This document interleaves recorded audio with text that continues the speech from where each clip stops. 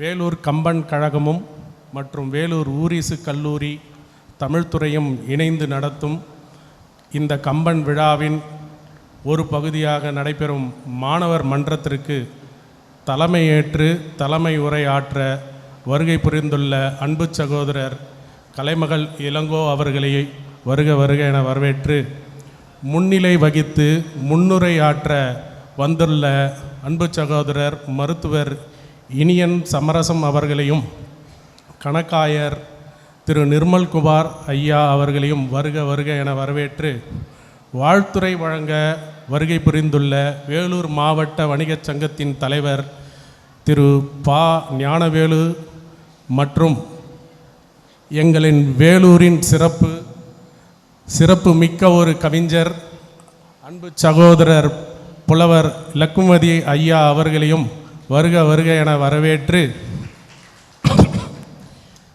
முக்கணிகளின் இன்சுவையாம் ஆர்ப்பரித்து கொற்றும் குற்றால அருவியின் எழுச்சியுரை போன்ற இளஞ்சிங்கங்களின் இந்த எழுச்சியுரையை கேட்க வந்துள்ள ஆன்றோர்களையும் சான்றோர்களையும் இந்த கம்பன் விழாவின் குழுவின் சார்பாக வருக வருக என வரவேற்கிறேன். கவி சக்கரவர்த்தி கம்பனுக்கு ஒரு சடையப்ப வள்ளல் போல் எங்கள் வேலூர் கம்பன் கழகத்தின் ஆதரிக்கும் எங்கள் வேலூரின் சடையப்ப வள்ளல் முனைவர் கோ வி செல்வம் அவர்களையும் வருக வருக என வரவேற்று நன்றி கூறி அமர்கிறேன். வணக்கம். பிறப்பில்லாதவன் பிறப்பெடுத்தான், தீயவர்களின் பிறப்பறுத்தான், இவன்தான் ராமன். நாம் ராமாயணத்தை படிப்பதின் நோக்கம் வெறும் ராமனை பற்றி படிப்பது மட்டுமல்ல. காரணம், ராமன் என்பவன் ஒரு இறை அவதாரம் மட்டுமல்ல, ராமன் என்பவன் ஒட்டுமொத்த நல்லொழுக்கத்தின் அடையாளம். ஆக ராமனை படிப்பதன் ஒட்டுமொத்த நோக்கமே அவனை பின்பற்றி வாழ வேண்டும் என்பதாகவே இருக்க முடியும். இன்று நமது இந்தியாவில் மிக பெரிய கேலி பொருளாக இருப்பது ராமனுடைய பாத செருப்புகள் நாடாண்டது. எல்லோரும் கேட்கிறார்கள், அது எப்படி ராமனுடைய பாத செருப்பு நாடாள முடியும் என்று. என் அன்பு உறவுகளே, ராமனுடைய பாத செருப்பு நாடாண்டது என்று நீங்கள் நினைத்தால் அது உங்கள் முட்டாள்தனம். ஏனென்றால் நாடாண்டது ராமனுடைய பாத செருப்பல்ல, செருக்கை திறந்த ராமனுடைய பேரன்பாகும். ராமன் அவதாரமாக இருந்தாலும் மனிதராக பிறப்பெடுத்து வீரத்தன்மையை கற்றுக்கொண்டவர். எதிரியாயினும் அடக்கத்துடன் செயல்படும் பண்பு கொண்டவர். அப்படி இருப்பினும் ஒரு முறை கும்பகர்ணனை பார்த்து யார் இவர் என்று கேட்டார். அதற்கு கம்பர் எழுதுகிறார், தோளோடு தோள் தொடர்ந்து நோக்கின் நாள் பல செல்லும். கும்பனுக்கு ஒரு கை வெட்டுப்பட்டது. அந்த வீரர் என்ன செய்தார் என்று தெரியுமா? தனது வெட்டுப்படாத கை மூலம் வெட்டுப்பட்ட கையை எடுத்து தாக்கினார். தனது நாக்கினால் ஒரு மலையையே பிளந்தார். தனது சிகை மூலம், தனது பற்றி எரிகின்ற சிகை மூலம் அனைத்து கூடாரங்களையும் நெருப்பு வைத்தார். அப்படிப்பட்ட ஒரு வீரனை வீழ்த்துகின்ற அம்பானது ராமரின் அம்பரா தோணியில் உள்ளது. ராமர் அம்பை எடுத்து பூட்டுகிறார். உடனே கம்பர் பாடுகிறார், ஒரு நாளும் அம்பு விடும் பொழுது ராமனின் கை நடுங்கியதில்லை, ஆனால் கும்பனை வீழ்த்துகின்ற அம்பை விடும் பொழுது ராமனின் கரங்கள் நடுங்கின. இதனையே மலர்கரம் விதிர்ப்புற்றான் என்று எழுதுகிறார் கம்பர். கம்பன் காட்டும் ராமன் ஒரு அவதார புருஷனாக காட்டுகிறார். அவர் சொல்லும் பொழுது, மேலிருந்து வந்த சிவபெருமானோ நீ, அல்லது பிரம்மாவோ அல்லது திருமாலோ என்று வியப்புடன் கூறுகிறார். ராமன் வனவாசம் செல்வதை கம்பர் எழுதுகிறார். தந்தை முன்னில்லா தவமுண்டோ, தரணி சுமந்த பெருந்தாயும் எந்தை முன்னெனந்தழுவா தவமுண்டோ, ராமா என்னும் பெருமாளே. ராமர் கைகேயின் கோரிக்கையின்படி வனவாசம் செல்ல தயாராகி கொண்டிருக்கும் பொழுது அயோத்திய மக்கள் வியப்புடன் கூறுகிறார்கள், தந்தையின் கட்டளையை மீறாததே ஒரு மாபெரும் தவம் தானே. இம்மாநகரத்தை விட்டு சென்றுதான் தவம் புரிய வேண்டுமா ராமா என்று அயோத்திய மக்கள் கூறுகிறார்கள். நாம் கம்பனுடைய காப்பியத்தை படிக்க வேண்டும் என்றால் நமக்கு தமிழ் தெரிந்திருக்க வேண்டும். வால்மீகியின் ராமாயணத்தை படிக்க வேண்டும் என்றால் நமக்கு வடமொழி தெரிந்திருக்க வேண்டும். ஆனால் ராமனை பின்பற்றி வாழ வேண்டும் என்றால் நமக்கு மொழி என்பது தடையல்ல என்பதை நான் இவ்விடத்தில் குறிப்பிட விரும்புகிறேன். கடைசியாக கவிதை பித்தன் ஐயா கூறுகிறார், பன்னீர் செல்வத்தில் குளித்தவன் திளைத்தவன் பதவி பறி போனது, பாத செருப்புகள் நாடாள நேர்ந்தது, பரதனுக்கு அரசானது, சின்னம்மா கைகேயின் சூழ்ச்சியால் அரசியல் திசை மாறி போய்விட்டது.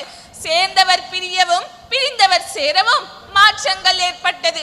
மன்னவன் தசரதன் மாண்டாலும் அவன் சாவும் மர்மங்கள் இல்லாதது. மந்தரை வயப்பட்ட கைகேயின் சூழ்ச்சியால் மாரடைப்பு ஏற்பட்டது. இதற்கு மேல் விளக்கமாய் எப்படி சொல்வது? எதற்கும் உண்டு ஒரு காரணம். என்றைக்கோ நடக்கும் என அன்றைக்கே எழுதினான் கம்பன் ராமாயணம் என்று கூறி விடைபெறுகிறேன். நன்றி. சாவிலும் தமிழ் படித்து சாக வேண்டும், என் சாம்பலும் தமிழ் மடந்து வேக வேண்டும், என் உமிழ் நீரையும் தமிழ் நீராய் சுரக்க செய்த என் அன்னை தமிழுக்கு என் முதல் வணக்கம், அவையோர் அனைவருக்கும் என் மறு வணக்கம். கம்ப ராமாயணத்தில் அயோத்தியா காண்டத்தில் கற்போரின் மனதை பெரிதும் கவர்பவர், உலகம் போற்றும் உத்தமர்களை உருவாக்கிய வசிஷ்ட முனிவரே என்று விண்ணொளி வீரனாம் சொல்லொளி சீதையாம் கவியால் கோட்டை கட்டிய கம்பனின் காலடிகளை தொட்டு வணங்கி எனது உரையை தொடங்குகிறேன். செந்நெல் வயல்களிலே அன்ன பறவைகளும் அழகிய இளஞ்சோலைகளிலே மது மயக்கம் கொண்ட வண்டுகள் நடனமாடவும் இப்படிப்பட்ட வளம் கொண்ட கோசல நாட்டை அயோத்திய தலைநகராக கொண்டு ஆட்சி செய்து வந்தான் தசரத சக்கரவர்த்தி. ஒரு நாள் அவர் முகத்தை கண்ணாடியில் பார்த்தார். அப்பொழுது காதின் பின்புறம் இருந்த நரைமுடி சொன்னது, தசரதா, உனக்கு தவம் செய்ய போகும் கிழப்பருவம் வந்துவிட்டது, உன் நாட்டை உன் மகனிடம் ஒப்படைத்து விட்டு வா என்று சொன்னது போல இருந்தது. தசரதன் முடிவெடுத்தார் தன் நாட்டை தன் மூத்த மகனான ராமனிடம் ஒப்படைப்பது என்று. அதற்கு அவர் முதலில் ஆலோசனைக்கு அழைத்தது தன் குருவான வசிஷ்ட முனிவரைத்தான். ஏனென்றால் அவர்தான் தலைமுறையாக தன் தலைமுறைக்கே கல்வி கற்றுக் கொடுத்தவர். ஆம், உன் முன்னோர்கள் எத்தனையோ பேரின் நாட்டை சிறப்பாக ஆட்சி செய்திருக்கலாம், ஆனால் இனிமேல் ராமனை தவிர வேறு யாராலும் சிறப்பாக ஆட்சி செய்ய முடியாது என தன் ஞானத்தால் அறிந்து வைத்திருந்தார் வசிஷ்ட முனிவர். தசரதன் அழைத்தார் ராமனை. ராமன் வந்தான் அரசவைக்கு. அவர் வந்து முதலில் வணங்கியது தன் தந்தையான தசரதனின் காலில் விழுந்து வணங்கினான். அடுத்ததாக தன் குருவான வசிஷ்ட முனிவரின் காலில் விழுந்து வணங்கினான். மாதா பிதா குரு தெய்வம் என்பார்கள், ஆனால் ராமனோ பிதா குரு மாதா தெய்வம் என வைத்திருந்தான் என்று சொன்னால் அவர் மனதில் தன் குருவான வசிஷ்ட முனிவர் எவ்வளவு உயரத்தில் இருக்கிறார் என்பதை நாம் சிந்தித்து பார்க்க வேண்டும். தசரதன் சொன்னார், ராமா, இனிமேல் இந்நாட்டை நீதான் ஆள வேண்டும் என்று. அவ்வாறு சொன்னவுடன் ராமனுக்கோ இந்த கோசல நாட்டையே நான் தான் ஆளப் போகிறேன் என்ற மகிழ்ச்சியும் இல்லை, இந்த துன்பத்தை நம் தலையில் கட்டிவிட்டார்களே என்ற கவலையும் இல்லை. அவருக்கு மனதில் இருந்ததெல்லாம் தந்தை சொல்லிவிட்டார், தந்தை சொல்படி நடக்க வேண்டும் என்ற ஒரே ஒரு எண்ணம் மட்டுமே இருந்தது என்று சொன்னால் அந்த எண்ணத்திற்கு முழு முதற் காரணம் தன் ஆசிரியர் குரு சொல்லிக் கொடுத்த அறம் நீதி நெறி ஒழுக்கமே அவரை அவ்வாறு நினைக்க வைத்தது, செயல்பட வைத்தது. நூலை போல் சேலை, தாயை போல் பிள்ளை என்பார்கள். ஆசிரியரும் மற்றொரு தாய் என்பதை நான் இங்கு நினைவுபடுத்த விரும்புகிறேன். தசரதன் அழைத்தார் வசிஷ்ட முனிவரை. அழைத்து நாளை ராமனுக்கு முடிசூட்டு விழாவிற்கு செய்ய வேண்டிய சடங்குகளை செய்து முடித்த பிறகு அவருக்கு அறிவுரை கூறுங்கள் என்று சொன்னார். ஏன் வசிஷ்ட முனிவரிடம் சொன்னார் என்றால், அறிவுரை கூறுவதில் ஆசிரியர்களை மிஞ்சியவர்கள் யாரும் இல்லை என்று நமக்கே தெரியும். வசிஷ்ட முனிவர் சென்று அறிவுரை கூறினார் ராமனுக்கு. ஆம், பகை இல்லையெனில் போர் இருக்காது, போர் இல்லையெனில் உன் புகழ் ஓங்கும். ஒரு அரசன் என்பவன் யாகத்தில் எரியும் நெருப்பை போல இருக்க வேண்டும். நெருப்பு என்பது யார் தொட்டாலும் சுடும். அதுபோல் அரசன் என்பவன் யார் தவறு செய்தாலும் தண்டிக்க தயாராக இருக்க வேண்டும். பந்த பாசங்களுக்கு இடம் தரக்கூடாது. அந்தணர்களை எந்த கவலையுமின்றி காக்க வேண்டும். ஒரு நாட்டிற்கு பொருளாதாரம் என்பது அவ்வளவு முக்கியம். அந்த பொருளை நல்வழியில் ஈட்ட வேண்டும். அதிக வரி போட்டு மக்களின் சாபத்திற்கு ஆளாக கூடாது என ஒரு அரசனுக்கு தேவையான அத்துணை செயல்களையும் அழகாய் எடுத்துரைத்தார் வசிஷ்ட முனிவர். ராமன் கானகம் செல்ல போகிறான் என்ற செய்தி கேட்டதும் தசரதன் நிலை தடுமாறி மயங்கி விழுந்தான். அங்கே வசிஷ்டர் சென்று அவரை தேர்ச்சிவிட்டு, நான் பேசுகிறேன் உங்களுக்காக கைகையிடம் என்று சொன்னார். சென்று பேசினார். அம்மா, நீங்கள் ராமனை நாடாக ஒப்புக்கொண்டால் இந்த நாட்டிற்கே ஒளி தந்தவர்களாக ஆகிவிடுவீர்கள், யாரும் உங்களை இகழ மாட்டார்கள் என்று சொன்னார். ஆனால் கைகேகிய ஒரு முனிவன் தானே என அலட்சிய பார்வை பார்த்தார். அப்போது வசிஷ்டர் சொன்னார், கண்ணோடாதே கணவன் உயிர் ஓடியே காணாத உன்னோடு ஓடும் கணமோ விடமோ என புகழ்வாய், பெண்ணோ தீயோ மாய பேயோ பொடியாய் நீ, இம்மண்ணோடு உன்னோடு என் நாம் வசகே வழிதே என்றார். அவ்வாறு அவர் கேட்ட இடத்திலேயே நம் அனைவர் மனதையும் கவர்ந்து விட்டார். நம் அனைவர் மனதிலும் உயர்ந்து விட்டார். அரசியாக இருப்பினும் தவறு என்று தெரிந்தால் துணிந்து நின்று கேட்ட திறமை வசிஷ்ட முனிவருக்கு மட்டுமே உள்ளது என்று சொன்னால் மிகையாகாது. அடுத்ததாக ராமனையும் லக்குமனையும் சீதையும் காட்டில் விட்டு வரும்போது சுமத்திரர் கேட்டார், ஏதாவது செய்தி உண்டா என. அப்போது ராமர் சொன்னார், ஆம், செய்தி உண்டு. நான் எந்த கவலையுமின்றி கானகம் செல்கிறேன். இன்னும் 14 ஆண்டுகளில் திரும்ப வந்து விடுவேன். யாரும் கவலை கொள்ள வேண்டாம் என தன் தந்தையிடம் சொன்னார். இதில் நீங்கள் ஒன்றை கவனிக்க வேண்டும். தன் தந்தையிடம் சொல்லும் போது உடன் தன் குருவான வசிஷ்ட முனிவரையும் அழைத்து சென்று சொல்லுங்கள் என்று சொன்னார். ஏனென்றால் ஒரு தகுந்த செயலை தகுந்தவாறு எடுத்துரைப்பதில் வசிஷ்ட முனிவர் வல்லவர் என்பதை நாம் ஒப்புக்கொள்ளத்தான் வேண்டும். அடுத்ததாக தந்தை ராமன் கானகம் சென்று விட்டான் என்ற செய்தி கேட்டதும் தசரதனின் உயிர் பிரிந்தது. அயோத்திய நகரமே துக்கத்தில் ஆழ்ந்தது. அனைவரும் செய்வதறியாது திகழ்ந்தனர். அப்போது வசிஷ்ட முனிவர் மட்டும் தன் துக்கத்தை ஓரம் கட்டிவிட்டு அறிவில் சிறந்த அரசர்கள் செய்ய வேண்டிய காரியத்தை நொடியில் செய்து முடித்தார். உடலை எண்ணெய் கிடாரத்தில் கிடத்தி பல மூலிகைகளை போட்டு பதப்படுத்தி வைத்தார். ஏனென்றால் பரதனும் சத்ருக்கனும் வருவதற்கு பல நாட்கள் ஆகும். அதுவரைக்கும் உடல் தாங்காது. அந்த துரிதமாக சிந்தித்து செயல்படும் திறமை வசிஷ்ட முனிவருக்கு மட்டுமே உள்ளது என்பதை நாம் ஒப்புக்கொள்ளத்தான் வேண்டும். அடுத்ததாக தந்தை இறந்துவிட்ட செய்தியை ஒரு ஓலை எழுதுகிறார் பாருங்கள். பரதனுக்கும் சத்ருக்கனுக்கும் கைமிஞ்சிய காரியம் ஒன்று நடந்து விட்டது, கண்டவுடன் வருக என எழுதியிருந்தார். அவர் நினைத்திருந்தால் அவர் எழுதி இருக்கலாம், உன் தந்தை இறந்து விட்டார், விரைந்து வா என. ஆனால் அவர் அவ்வாறு எழுதவில்லை. கைமிஞ்சிய காரியம் ஒன்று நடந்து விட்டது, கண்டவுடன் வருக என்று மட்டுமே எழுதியிருந்தார். ஒருவேளை உன் தந்தை இறந்து விட்டார், விரைந்து வா என எழுதியிருந்தால் அங்கே பரதனின் நிலைமையும் சத்ருக்கனின் நிலைமையும் நம்மால் கற்பனையில் கூட சிந்தித்து பார்க்க இயலாது. அந்த செயல்திறன் வசிஷ்ட முனிவருக்கு மட்டுமே உள்ளது என்பதை நாம் ஒப்புக்கொள்ளத்தான் வேண்டும். இப்படி ஆதி முதல் அந்தம் வரை எந்த ஒரு இடத்திலும் வசிஷ்ட முனிவர் தன் குருவின் பணியிலிருந்து தவறவே இல்லை. எனவே கம்ப ராமாயணத்தில் அயோத்தியா காண்டத்தில் கற்போரின் மனதை பெரிதும் கவர்ந்தவரும் என் மனதை கவர்ந்தவரும் வசிஷ்ட முனிவரே என்று கூறி வாய்ப்புக்கு நன்றி கூறி இடம் அமர்கிறேன். நன்றி. உயிரற்ற என் நாவில் உயிரெழுத்தாய் அவள் வந்தாள். என் மெய் சிலிர்க்கும் வண்ணம் மெய் எழுத்தை தந்தாள். உயிரும் மெய்யும் இணைந்தால் நான் என்பதை உணர்த்த உயிர்மெய் எழுத்தாகினாள். தாயின் மடியில் தவழும் சேயுண்டு, இந்த சேயின் நாவில் தவழும் தாய் அவள். என் அன்னை மொழியாம் அழகு தமிழுக்கு என் முதற் வணக்கத்தை தெரிவித்துக் கொள்கிறேன். அவையில் அமர்ந்திருக்கும் அத்துணை பேருக்கும் என் மறு வணக்கத்தை தெரிவித்துக் கொண்டே, கவிஞன் பிறந்த பின் கவிதை பிறக்கும், கவிஞன் மறைந்தாலும் கவிதை இருக்கும். மறைந்தும் மறையாத கம்பன் புகழ் பாடி கன்னித் தமிழ் வளர்த்து புதுமைகள் பல சேர்க்கின்ற எமது வேலூர் கம்பன் கழகத்தார்க்கு வாழ்த்துக்களையும் வணக்கங்களையும் கூறி தலைப்பிற்குள் நுழைகிறேன். கம்ப ராமாயணத்தில் சிறு பாத்திரங்கள் என்னும் தலைப்பின் கீழ் நான் உங்களிடையே பேச எடுத்துக்கொண்ட ஒரு பாத்திரம் மாயவனின் மகள் அவள். மயக்க வைக்கும் மான் விழிகளை கொண்ட மங்கை அவள். 10 தலை கொண்டவனின் ஒற்றை இதயத்தில் அமர்ந்து ஆட்சி செய்த இலங்கையின் மகா ராணி அவள். ஆம், அவள்தான் மண்டோதரி. கற்பின் அரசியாம் சீதையாம் அவள் நாமமாம். கற்பின் இலக்கணமாம் மண்டோதரி என்பது அவள் நாமமாம். யார் இந்த மண்டோதரி என்ற கேள்விக்கு கம்ப ராமாயணத்திலே யுத்த காண்டத்தை புரட்டி பார்க்கையில் தெரியும். அவள் ஒப்பற்ற பேரழகியாம். அதை எப்படி கம்பன் ஓமைப்படுத்துகிறார் தெரியுமா? இலங்கை வேந்தன் சீதையை சிறையெடுத்து சென்ற பின் சீதையை தேடி அனுமன் இலங்கைக்கு செல்கிறான். அவர் முதலில் மண்டோதரியைத்தான் அங்கு பார்த்துவிட்டு சீதையோ என எண்ணி அங்கு இறங்கி விடுகிறார். ஒற்றை காரணத்தினால் மட்டுமே அது சீதை அல்ல என்பதை தெளிவுறுகிறான்.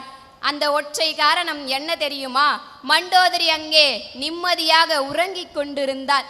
எப்படி இப்படி சீதையால் நிம்மதியாக உறங்க முடியும் என்ற அந்த காரணத்தினால் மட்டுமே அவள் சீதை அல்ல என்பதை தெளிவுறுகிறான். சற்று கவனமாய் சிந்தியுங்களேன்.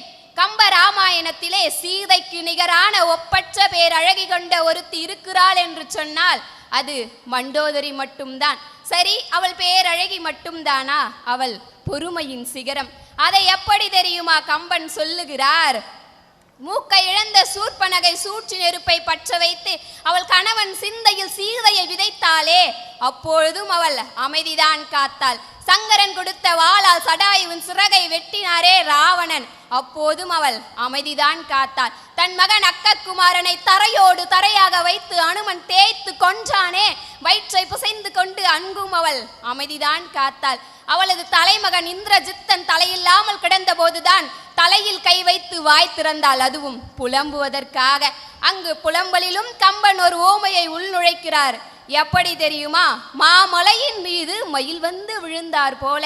அவளது மகனை மாமலை என்றும் அவளை மயில் என்றும் உருவகப்படுத்தி கொண்டு அவள் புலம்புவதை எப்படி தெரியுமா அவர் ஓமைப்படுத்துகிறார்? அங்கு மகனுக்காகத்தானே அவள் புலம்ப வேண்டும்? அல்ல, அவள் அங்கும் தன் கணவனுக்காக மட்டும்தான் புலம்புகிறாள்.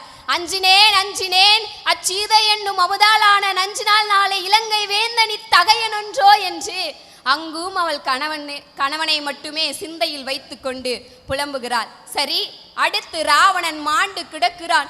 ஓடி வந்து விழுந்து அழுகிறாள். அதையும் கம்பன் ஊமைப்படுத்துகிறார். தரங்கம் மேல் மின்னல் வந்து விழுந்தார் போல.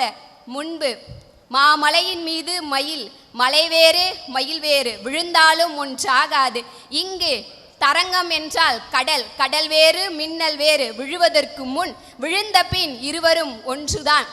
அப்படி அங்கு விழுந்துதானே கிடக்கிறார். இந்த பிழைக்கெல்லாம் காரணம் நீதான் ராவணா என்று சொல்ல துணிவில்லாமல் அங்கு அவள் என்ன தெரியுமா சொல்லி புலம்புகிறார். அதை கம்பன் எப்படி தெரியுமா வரைவுபடுத்துகிறார்?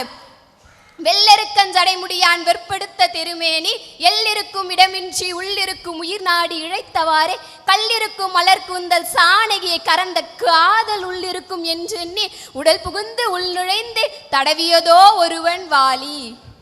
இங்கு சீதையின் மேல் அவன் கொண்ட காதல் எங்கிருக்கிறது என்று ராமன் ராவணன் உடலை துளைத்திருக்கிறான். அப்படியானால் அவள் யாரை அங்கு குற்றவாளியாக நிறுத்துகிறார் என்று சொன்னால், சீதையின் மேல் ராவணன் வைத்த காதல் தான் அவன் அழிவிற்கு காரணமாம். அப்படி அவள் புலம்பிக் கொண்டே ஏங்கி எழுந்து தனி நின்று அழைத்து உயிர்த்தாள், உயிர் நீங்கினாள். அப்பொழுது தனி நின்று அழைத்து அவள் கணவனும் மனைவியும் தனியே இருக்கும் போது அழைக்கின்ற விழி என்றால் பெயர் என்று பொருள். அந்த பெயரை அழைத்து விட்டு உயிர்த்தாள், உயிர் நீங்கினாள். இப்பொழுது இருவரும் இறந்து விட்டார்கள். யாரை முதலில் அடக்கம் செய்வது?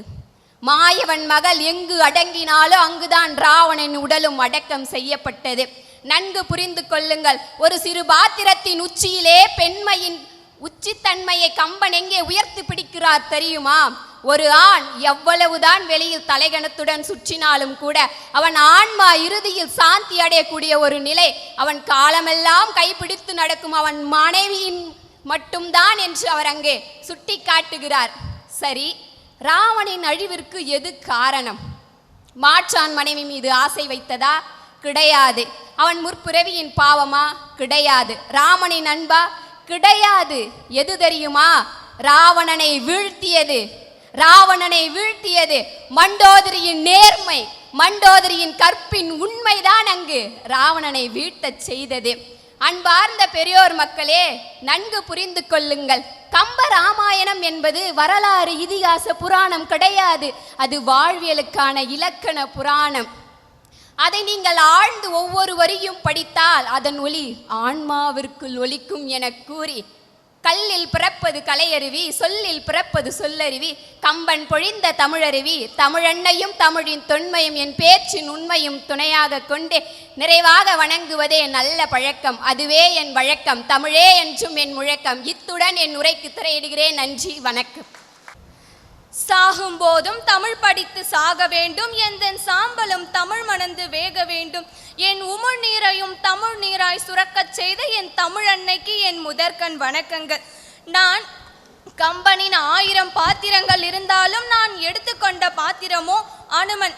கம்பன் வீட்டு கட்டுத்தறியும் கவி பாடும் என்ற வரிகளுக்கிணங்க அவரின் 1000 பாத்திரங்களை படித்தாலும் கூட அவருடைய அருமை முழுமையாகாது. அனுமன் சிறு வயதாக இருக்கும் பொழுது காற்றில் மிதந்தபடி விளையாடி கொண்டிருக்கின்றான். காற்றில் மிதந்தபடி விளையாடி கொண்டிருக்கும் போது ஆகாயத்தில் தெரியும் சூரியனை பார்க்கின்றான். அந்த சூரியனோ ஒளிரும் பழம் என்று அனுமன் கருதுகின்றான். கருதிய அவர் அந்த சூரியனை விழுங்குவதற்காக வானத்தை நோக்கி பறந்து செல்கின்றான். இதை கண்ட இந்திர தேவரோ அனுமன் சூரியனை விழுங்கி விடுவாரோ என்பதற்காக அனுமனை தாக்கினார். தாக்கிய உடனே அதே இடத்திலேயே அனுமன் உயிரிழந்து விடுகின்றார். இதை கண்ட அனுமனின் தந்தையாகிய வாயு பகவான் தன் மகனையே வஜ்ராயுதத்தால் தாக்கிய நீ இந்த உலகத்திற்கு செல்லக்கூடிய அனைத்து காட்சியுமே தடை செய்கின்றார்.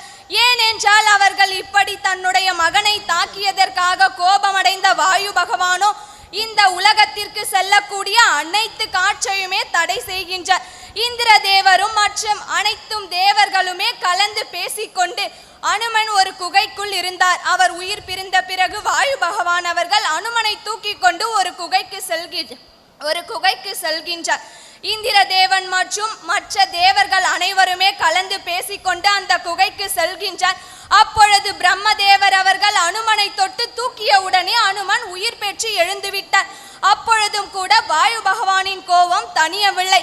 அப்பொழுதோ பிரம்மதேவன் கூறுகின்றான், ராவணன் முதலிய அரக்கர்களிடம் இருந்து நம்மை காக்கக்கூடிய குழந்தையே அனுமன் தான் என்று உரைத்தார். அப்பொழுது அனைத்து தேவர்களுமே சிரஞ்சீவி என்ற வரத்தை அனுமனுக்கு அளித்தார்கள். இப்படித்தான் இந்த உலகத்தில் சாகாத வரமான சிரஞ்சீவி என்ற வரத்தை அனுமன் பெற்றார். இதோடு மட்டும் நின்று போகவில்லை அவனுடைய பக்தியும் வீரமும். அடுத்ததாக சீதா தேவியை காண்பதற்காக அசோகவனத்திற்கு செல்வார் அனுமன். அப்பொழுது சீதா தேவியோ ராமனின் வேலையாள் என்று அனுமனை தவறாக நினைத்திருப்பார். ஆனால் அனுமனோ தான் ராமனின் தூதுவன் என்பதை நிரூபிப்பதற்காக ராமனின் மோதிரத்தை சீதா தேவி அவர்களுக்கு அளிப்பார். அப்பொழுதுதான் சீதா தேவி அவர்கள் புரிந்து கொள்வார். தன்னுடைய தவற்றை உணர்ந்து மிகவும் வருத்தத்துடன் தெரிவிப்பார். அப்பொழுது அவர் வருத்தப்படுவது என்னவென்றால், தனக்கு மோதிரம் அளித்த அனுமனுக்கு தம்மிடம் கொடுப்பதற்காக எந்த ஒரு பொருளுமே இல்லை என்றுதான். அப்பொழுது அருகில் இருந்த இலை தழைகளை அனைத்துமே பறித்து கொண்டு ஒரு வெற்றிலை மாலையாக கோர்த்து அதை அனுமனுக்கு அளிப்பார். அதனால்தான் இன்றும் நம் ஊரில் அனைத்து இடங்களிலுமே நாம் பார்த்திருப்போம். அனுமனுக்கு வெற்றிலை மாலையை செலுத்துவதையே நாம் வழக்கமாக வைத்திருப்போம். அடுத்ததாக ராமனுடைய அறையில் சீதா தேவி அவர்கள் அறைக்கு செல்வதற்காக மிகவும் அழகாக ரெடியாகி கொண்டிருப்பார். அப்பொழுதுதான் அவர் ரெடியாகும் தருணத்திலேயே அனுமன் அவருடைய அவைக்கு செல்வார். அப்பொழுது சீதா தேவி சிறிது செந்தூரத்தை எடுத்து தன்னுடைய நெற்றியில் வைத்துக் கொள்வார். தாயே, எனக்கு ஒரு சந்தேகம் என்று கேட்பார். சொல்லுங்கள் அனுமார் என்று சீதா தேவி அவர்கள் உரைக்க, அப்பொழுது கேட்பார், நீங்கள் நெற்றியில் செந்தூரம் வைப்பதற்கான காரணம் என்னவென்று. அப்பொழுது சீதா தேவி அவர்கள் உரைப்பார், என்னுடைய கணவர் நீண்ட ஆயுளுடன் இருப்பதற்காகத்தான் நான் செந்தூரத்தை நெற்றியில் வைத்துக் கொண்டேன் என்று உரைப்பார்.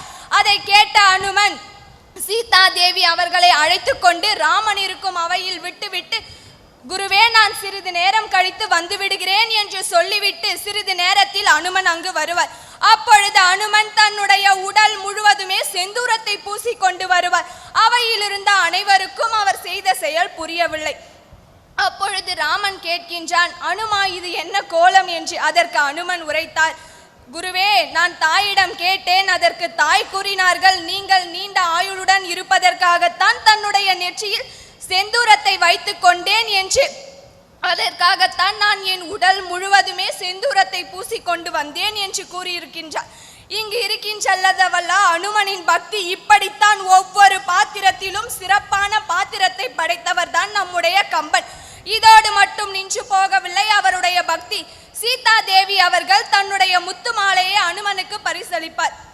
அப்படி பரிசளித்த முத்து மாலையை அனுமன் என்ன செய்வார் என்று தெரியுமா? ஒவ்வொரு முத்து மாலையாக உடைத்து பார்ப்பார். ஏனென்றால் அதில் தம்முடைய குருவான சீதா தேவியின் ராமனின் உருவம் இருக்குமோ என்பதற்காக.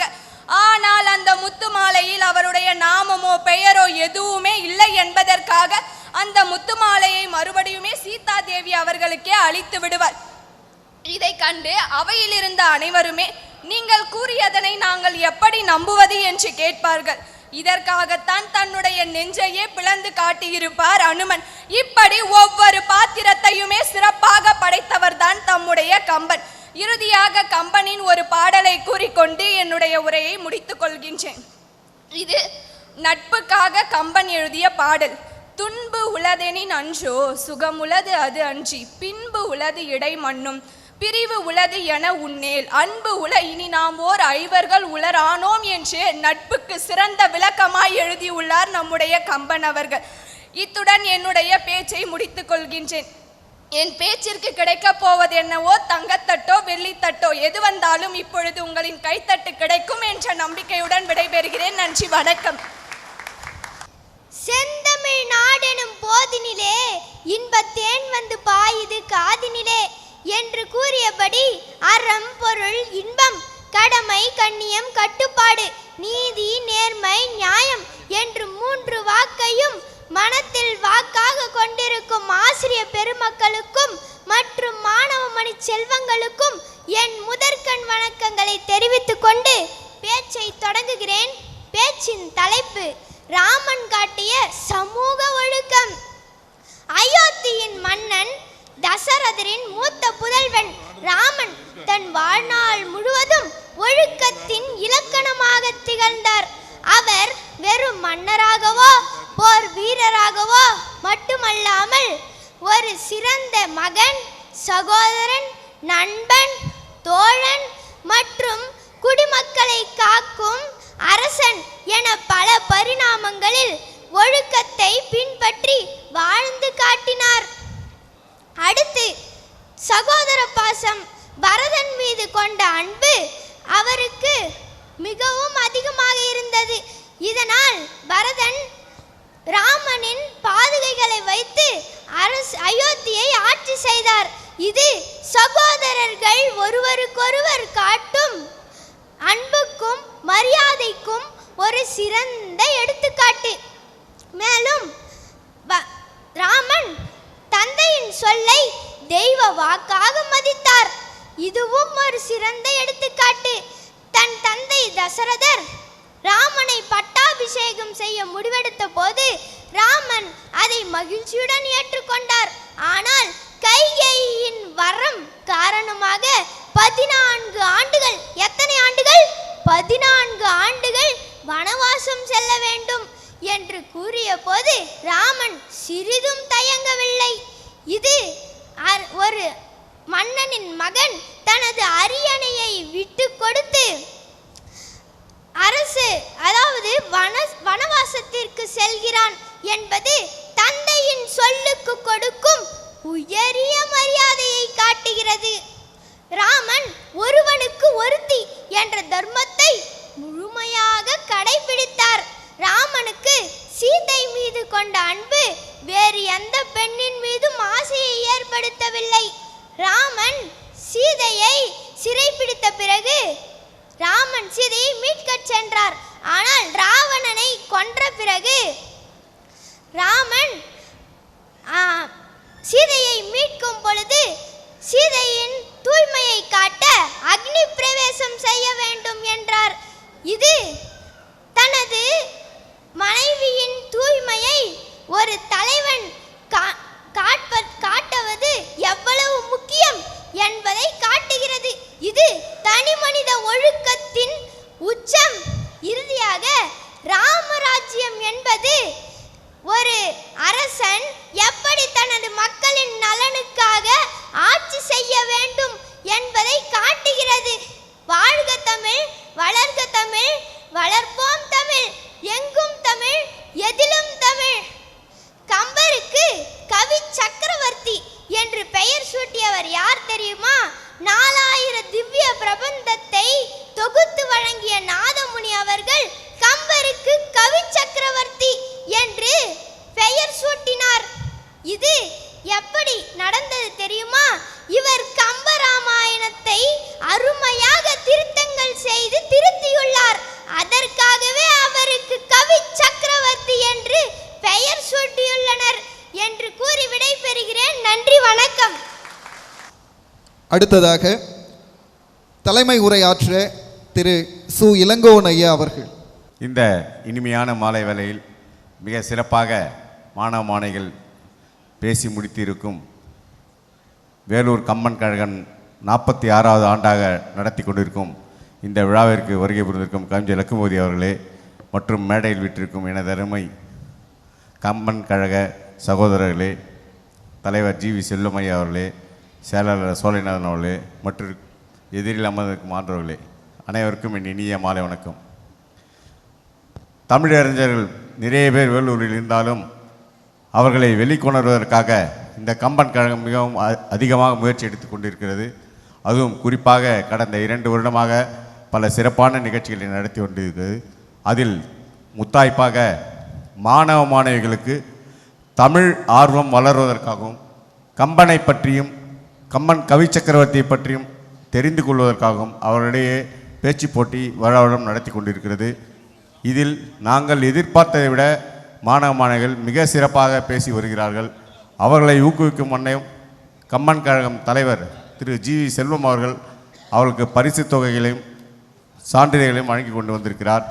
இது வருடாவரும் கண்டிப்பாக தொடரும். மாணவ மாணவிகள் சிறப்பாக பேசக்கூடிய மாணவ மாணவிகள் இத்தோடு இதை நிறுத்திவிடாமல் நன்கு பயின்று உங்களுடைய தமிழ் ஆர்வத்தையும் தமிழ் பேச்சினையும் வளர்த்து கொள்ள வேண்டும். அதேபோல் கவி சக்கரவர்த்தி கம்பன் எழுதிய கம்பராமாயணத்தை முழுமையாக தெரிந்து கொண்டு அதில் உள்ள கருத்துக்களை மனதில் ஏற்றினால் கண்டிப்பாக உங்களுடைய வாழ்வு செம்மையடையும் என்று கூறிக்கொண்டு வாய்ப்புக்கு நன்றி கூறி விடைபெறுகிறேன். நன்றி, வணக்கம். நன்றி ஐயா. அடுத்ததாக இந்த அரங்கில் முன்னிலை உரை ஆற்ற கம்பன் கழகத்து துணை செயலாளர் முனைவர் இனியன் சமரசம் அவர்கள். அனைவருக்கும் மாலை வணக்கம். இந்த கவி சக்கரவர்த்தி கம்பன் விழாவை மிகச் சிறப்பாக நடத்தி கொண்டிருக்கும் நம்ம வேலூர் கம்பன் கழகத்தின் தலைவர், விஐடியின் துணைவேந்தர் முனைவர் திரு கோவி செல்வம் அவர்களே மற்றும் மேடையில் அமர்ந்திருக்கும் வேலூர் கம்பன் கழக பொறுப்பாளர்களே, இங்கு வந்திருக்கும் தமிழ் சான்றோர்களே, தமிழ் நெஞ்சங்களே, மாணவர்களே எல்லோருக்கும் மாலை வணக்கம். சார் சொன்னது போல் நம்ம மாணவரிடத்தில் கம்பனை கொண்டு போக வேண்டும், கம்பனின் கருத்துக்களை கொண்டு போக வேண்டும் அப்படின்றது நம்ம கம்பன் கழகத்தின் முக்கிய நோக்கமாகும்.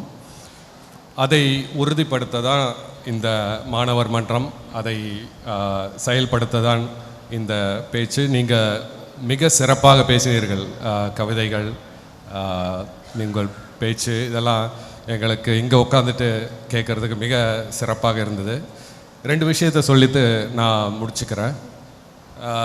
மாணவர்கள், நீங்கள் உங்களுக்கு பிற மொழி, அதாவது ஆங்கில மொழி உங்களுக்கு உதவியாக இருக்கலாம், உங்களுக்கு இறக்கைகளை தரலாம் நீங்கள் உயரமாக பறப்பதற்கு. ஆனால் உங்களுடைய தாய்மொழி தமிழ் நீங்கள் நிலத்தில் உறுதியாக வேரூன்றி இருப்பதற்கு அவசியம். 2ஐயும் நீங்கள் கற்றுக்கலாம், 2ஐயும் ஆளுங்கள். ஆனால் தமிழை மறந்து விடாதீர்கள், அதுதான் மிக மிக முக்கியம். காலையில் திரு பாரதி கிருஷ்ணகுமார் மிக சிறப்பாக பேசினார். மெடிக்கல் டேர்ம்ஸில் ஆல்மோஸ்ட் லேண்ட்மார்க் டாக் அப்படின்னு கூட சொல்லலாம். அந்த அளவுக்கு அவர் எப்படி கம்பன் வால்மீகியுடைய ராமாயணத்தை தமிழுக்காக அதை மாற்றி தமிழ் நெறியுடன் அதை எப்படி மாற்றி எழுதினார், தமிழர்களுக்காக போய் சேர வேண்டும் என்பதை மிக சிறப்பாக காலையில் எடுத்து சொன்னார்.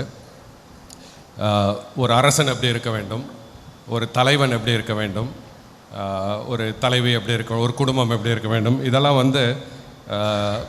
1000 வருடத்திற்கு முன்பாக கம்பன் கண்ட கனவு தான் கம்பராமாயணம். இப்போது 1000 வருஷத்துக்கு அப்புறம் கம்பன் அங்கேருந்து சரி நம்ம கனவு இப்போ பழிச்சிருக்கா, நம்ம போய் உலகத்தில் போய் பார்க்கலாமா அப்படின்னு இப்போ பார்த்தாருன்னா கண்டிப்பாக கொஞ்சம் வருத்தப்படுவார், வேதனைப்படுவார் அப்படின்றது தான் உண்மை. நாம் கம்பனை ஏமாற்றி விடக்கூடாது.